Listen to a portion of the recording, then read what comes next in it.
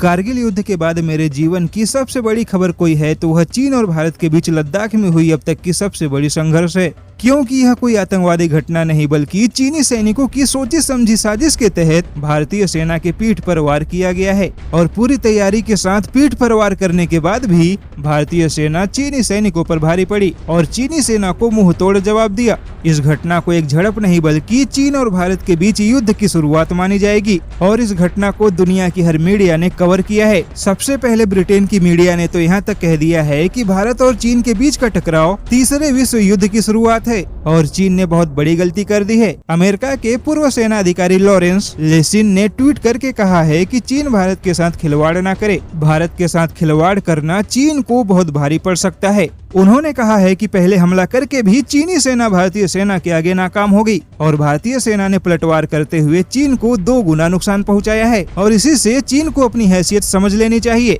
वहीं BBC Britain ने कहा है कि 2 परमाणु शक्तियों के बीच का टकराव अपने चरम पर है और इसका परिणाम क्या होगा यह तो पता नहीं, लेकिन इस घटना के बाद भारत में चीन विरोधी भावनाओं की एक नई लहर की संभावना है। अरब देशों की सबसे बड़ी मीडिया अल जजीरा ने कहा है कि चीन और भारत के बीच का झड़प एशिया को बड़े संकट में डालने वाला है और दोनों देशों के बीच युद्ध से इनकार नहीं किया जा सकता, क्योंकि दोनों देशों के टैंक और तोप लद्दाख के पहाड़ों पर तैनात है। हालांकि रूसी मीडिया ने इस मुद्दे को केवल एक खबर की तरह दिखाने की कोशिश की है, कोई राय या फिर प्रतिक्रिया नहीं दी है। वहीं इन खबरों के बीच में वायुसेना को ब्रह्मोस मिसाइल की सबसे बड़ी ताकत मिली है। दरअसल ब्रह्मोस मिसाइल को कॉम्बैट क्लियरेंस मिल गया है, यानी कि अगर चीन के साथ युद्ध हुआ या फिर जब भी वायुसेना को ब्रह्मोस मिसाइल की जरूरत महसूस होगी तब भारतीय सेना ब्रह्मोस मिसाइल की तैनाती कर सकती है और दुश्मनों के ऊपर इसका इस्तेमाल भी कर सकती है। भारतीय वायुसेना सुखोई 30 फाइटर प्लेन से आसानी से दुश्मनों पर ब्रह्मोस मिसाइल से प्रहार कर सकती है और चीन के साथ युद्ध जैसे हालात के बीच चीन के खिलाफ भारतीय वायुसेना की ब्रह्मोस मिसाइल सबसे बड़ी ताकत बनेगी।